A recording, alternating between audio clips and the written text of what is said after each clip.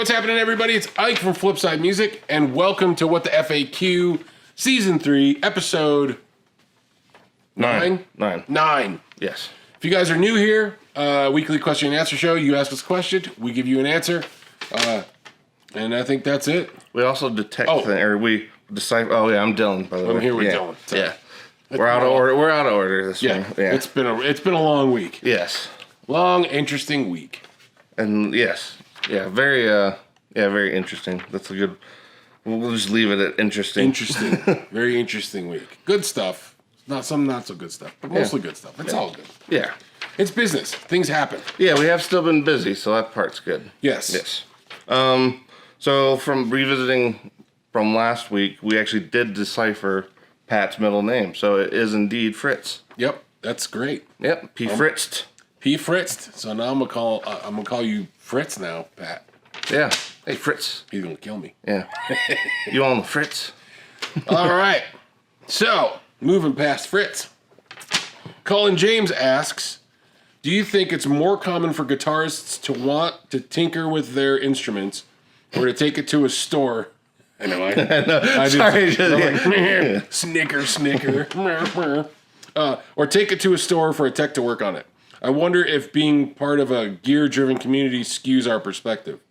I'm interested in hearing from those who deal with actual customers in the real world. So I know my answer to this, or part of my answer for this. Well, I was going to say, I think it's not really 50-50, but I do feel like sometimes it's 50-50. And I also feel like a good majority of the portion of the guys that do decide to try to get in there and fix some stuff often find out that it's too much, and then that's when they go to the service guys.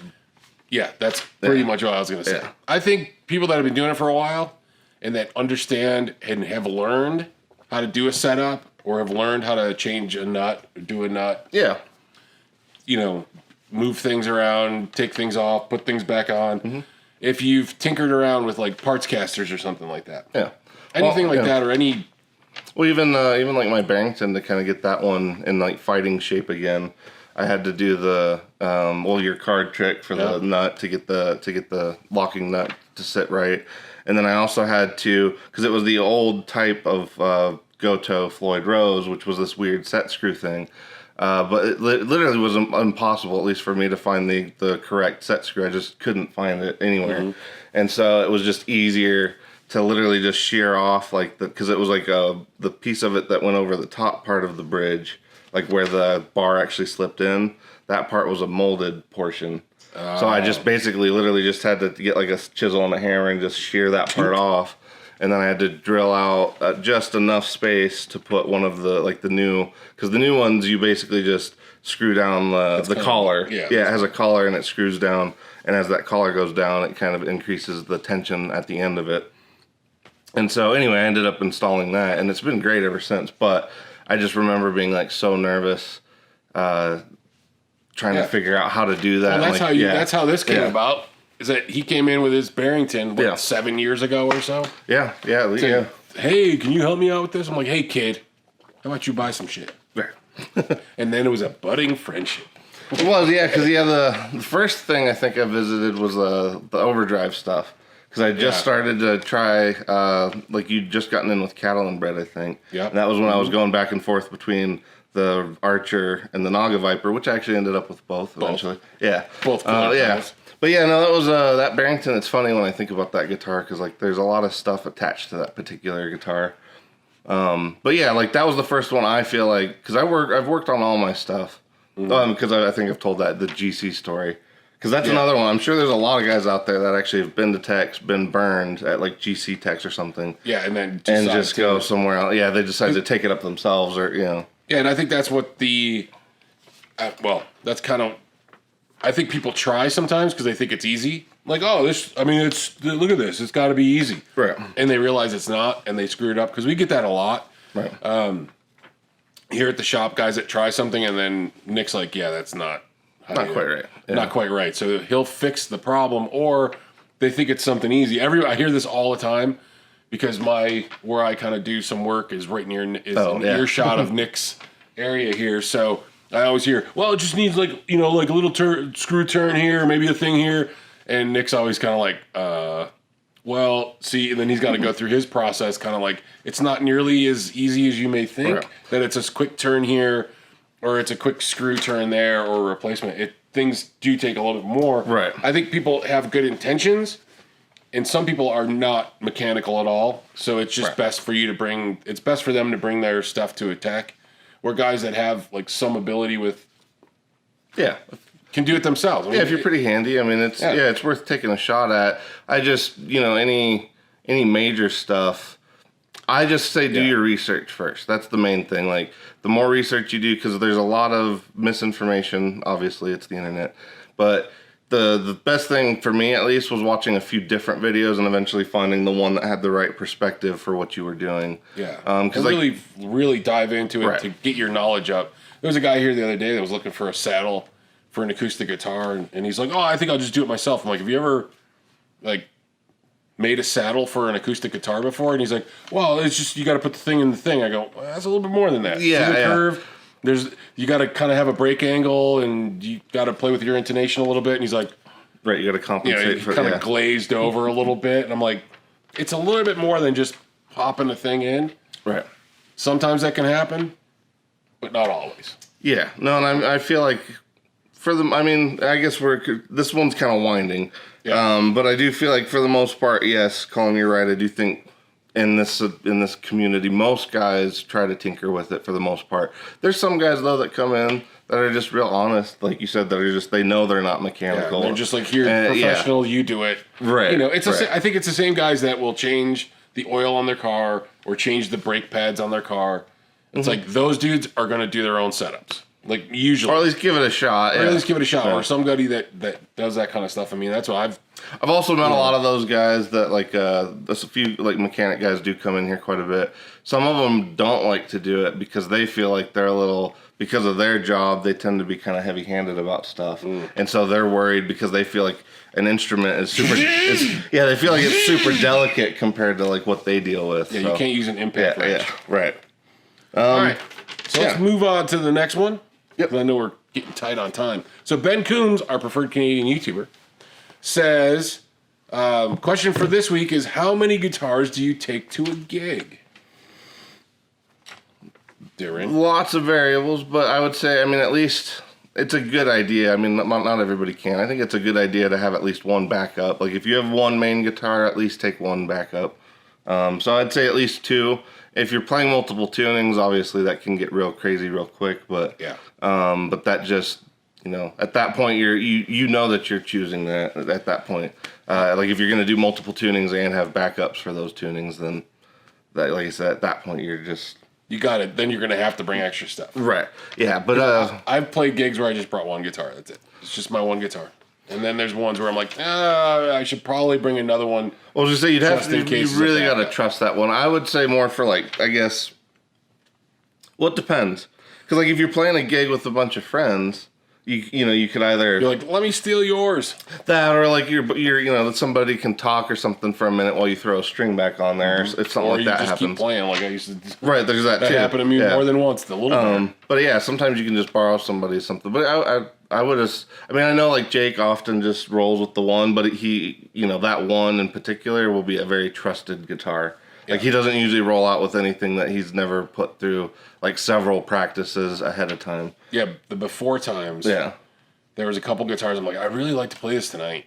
And then I go, you know what? I don't know gig worthy. Right. And then I usually end up with my A-Sac Classic. That one just stays in tune. It's solid as a rock, and I'm usually all right.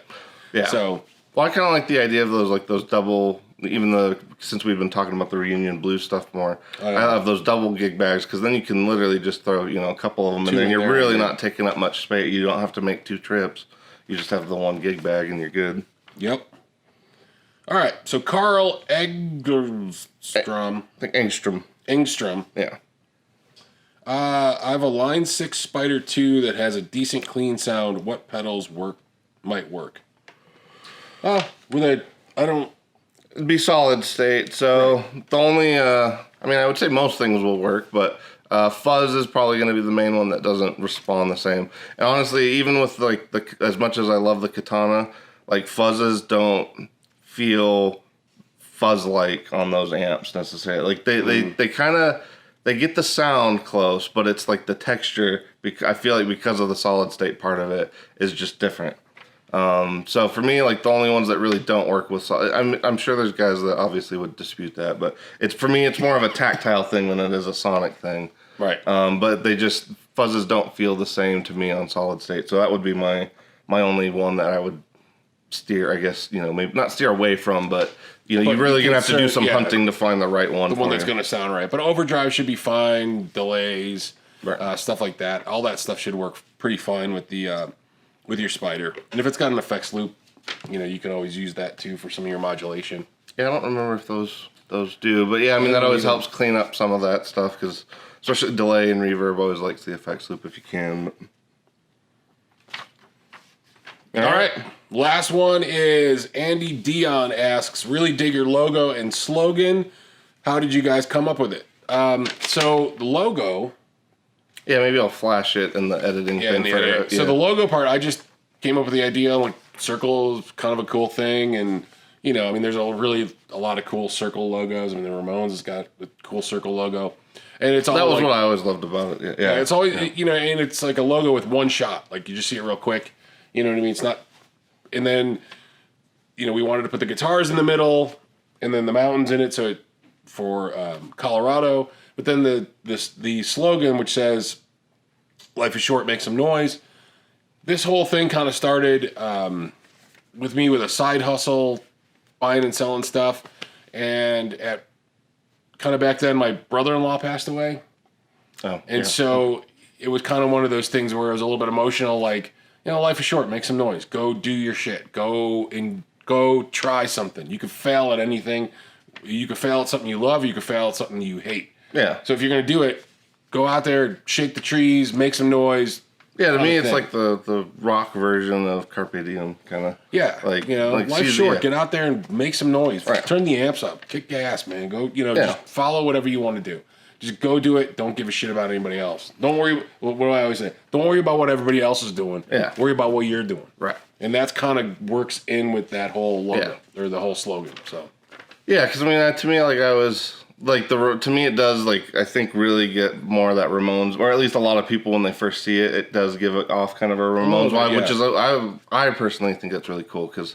That's something too, because I'll see when we wear them to when we used to go to shows, right? People would see the logo and almost do like a double take. But then also too, being from Denver and everything, I think it's cool having the Denver prominence in the logo. Yeah, it's not a lot of shops always feature where where they're from in the logo. Yeah, and to me, having the Colorado, having the mountains and having I'm used to wearing one. I don't know why I keep touching, but having the mountains and the guitars and to me it's just, and having Denver, Colorado, in the logo, I don't know. I think it's cool. And we got a couple versions of those too. There were one where the slogan's out of it and it just says Denver. Mm-hmm. We got one that's for the school, for the music part. But then we also have other T-shirts and kind of logos that have kind of grown from that. This is our main original logo, and we'll always use that. Yeah. But we got the Great American Guitar Store one, which I really like. Yeah, that one's fun. Especially with the story connected to it and all that. Yeah, so we got a whole bunch of other ones too. I mean, if you guys, our Teespring store isn't hooked up to our YouTube yet. We're getting to that. We're working on that, yeah. But we got a bunch of cool shirts. So if anybody's interested in a shirt, jump on the website, look for music, website music gear, I think is under the category. Yes. And just got a bunch of cool. I think we got a bunch of cool stuff. Yeah. Stuff. No, I think we do too. I mean, at least locally, we seem to get a lot because it's cool. We have so many T-shirts now that almost anybody can find one that they like, and that's what's fun too. Is having the customers when at first they think they're just going to choose between one or two logos or something. Yeah, and then they keep going and they're like, oh, there's a black metal one. Oh, there's a doom metal one. Oh, there's a hot dog stand one. And we still got to do a country one. We still got to do more of a blues one. Yeah, I still want to do an old blues poster one. I really still want to do that. Yeah, we got more. We always got crazy ideas. So yeah, all that stuff. Luckily enough, we got Jake. Yes, who can put our crazy ideas into a thing. Right. But that's kind of it for the logo stuff and how that kind of came about. Yeah. That's the origin story. Sort of. Yeah. It'd be a good, brand or stamp, obviously. We gotta get, just one big mega stamp. A giant stamp? Yeah, just... Just when people Just go around stamping everything. and somebody in the forehead. Yeah. Done. Flip side. You done been flip side. Yeah. Oh, We'll get one of the I got F.A.Q at Flipside. We still gotta make that one. I know, Yeah. I know, but I just feel like somebody might go, what? I don't know. Well, I mean, if it's spelled out It F.A.Q, sounds bad. yeah, I think having it spelled out, it does sound bad for but sure. You know. Yeah, in the ear of the beholder, right? Exactly. All right, I think we're good for today, right? We gotta open, and we're short. We're flying with a limited crew today. So. Yeah, exactly. So, Yeah. all right. Well, we appreciate you guys hanging out. Like, subscribe, all that stuff. If you're still here, all that good stuff. And we'll catch you guys on the flip side.